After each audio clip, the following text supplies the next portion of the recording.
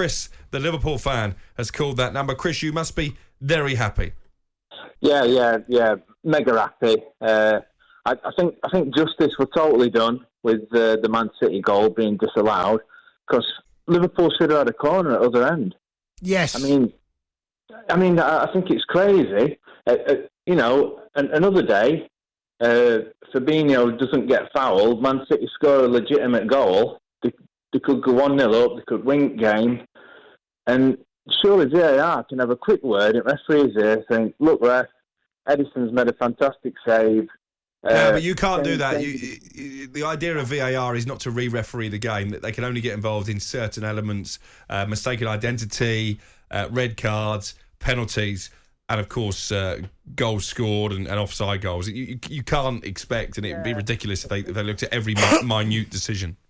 Yeah, it wasted a lot of time in the game, though, didn't it? Because we've gone up the other end. The referees had to go and have a look at big screen. But yeah, it made the right decision, and it weren't. I think most ardent Man City fan had agreed that there were foul on Fabinho, and I think right decision, and I think we edged it. I think, but I don't think we're back in title race. I think City will still win league. I think every Liverpool fan will tell you that. But yeah, hopefully we've turned the corner now. All right, let me ask you a question. So what do you think, we both Liverpool supporters, what do you think's gone wrong this season for us Liverpool? I just don't know. Obviously, Mane is a massive loss. But Nunes is not a patch on Mane, but I don't think that's it. I think it's just confidence. Somehow they've just got into a bit of a rut. And hopefully they've turned the corner now. Fingers crossed, my brother. Fingers crossed. That's incredible. That's incredible, isn't it? That you're talking about. Thanks, Chris, for the call. You're talking about potentially the best team in the league last season. People were talking that in Premier League history, one of the best teams, to now have no confidence. Like, how has that happened in such a quick amount of time? They weren't the best team in the league last season because they didn't. No, he wasn't the best. No, but there was talk. There was talk. Stop that. Don't try and hate. You know that we sat in here when Green's they got a good colour on you. Stop that. You know it's like Bayo when they won for the quadruple. A lot of teams were saying. A lot of people were saying, pundits alike, supporters, is this Liverpool team, or could they become one of the best teams? I mean, they've fallen off a cliff this season. Do you know what it is? I do, as being a footballer, sometimes I also want to emphasise the human being of that and what confidence does bring.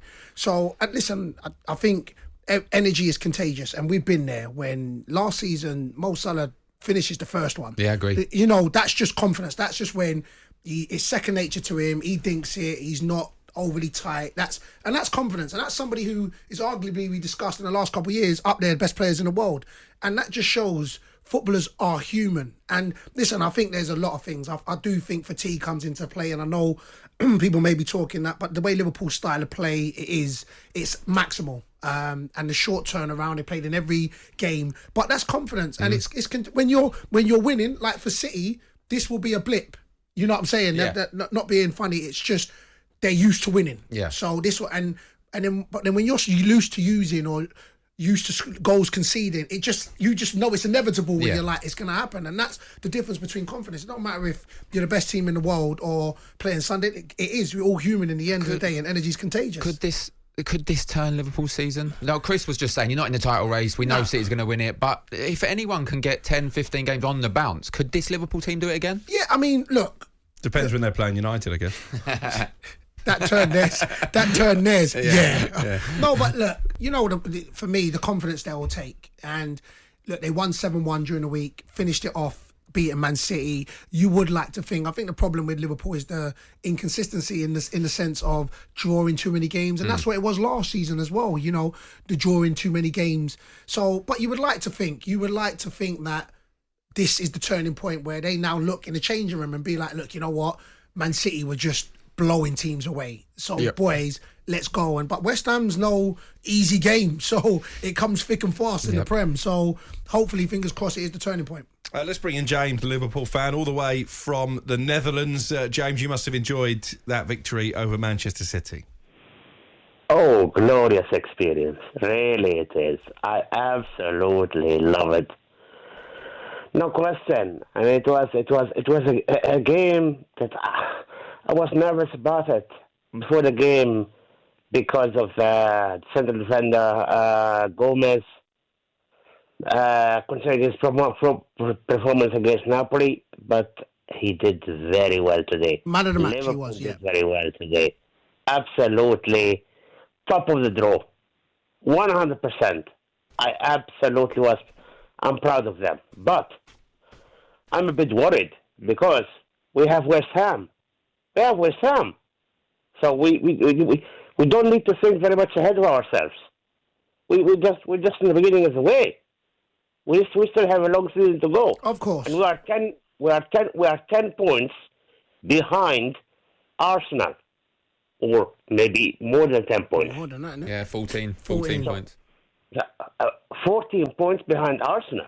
Yeah. So we still have a long way to go.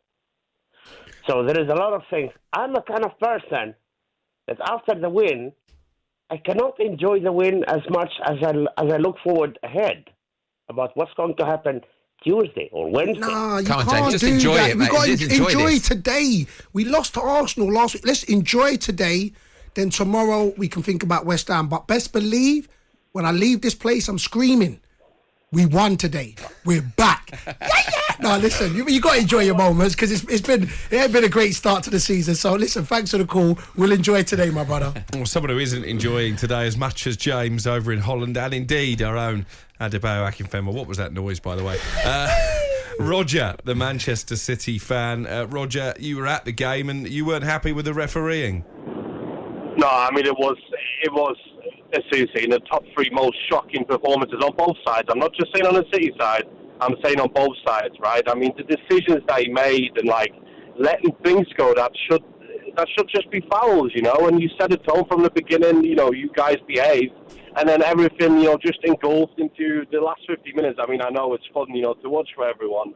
But, you know, I mean, as a referee, you have to control those things, you know? And then, you know, again, I mean, I might be biased, I don't know, but, you know, to me, that's never a foul, you know. If you see that in real time, you know, they weren't even complaining about that, you know. They were complaining about Haaland, you know, kicking the ball with his hands.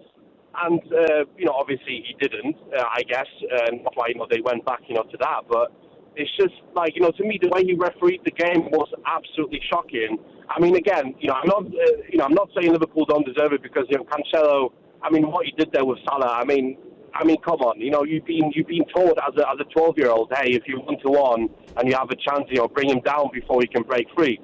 I mean, come on now, you know, it's you know, that's schoolboy stuff, I would say.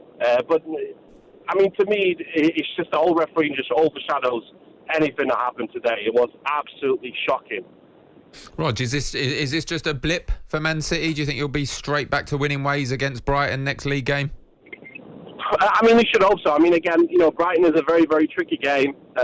You know, I never take anything for granted. It's you know, the Premier League is the best league in the world. I think, you know, again, if we can get you know, De Bruyne to play in the middle again, you know, rather than through the right, you know, because you saw he's not comfortable at all, you know, playing there because it's just, you know, the game's just too fast there, you know, especially playing against Robertson and. You know, I think actually the biggest mistake, you know, was leaving Grealish out because, you know, Grealish last few weeks, he was taking people on the whole time, you know, playing 1-2's been really direct, you know, and we were missing that on that side, especially against Milner, you know, I mean, nothing against Milner, but, you know, he's obviously near retirement age now, and, you know, you should have him on the yellow card by minute 30, really, you know, that should be the briefing, but, you know, like coming back to your question, I hope it's only a blip. You know, like judging by the players we have, I hope we can bounce back. But it will definitely be a tough one at Brighton.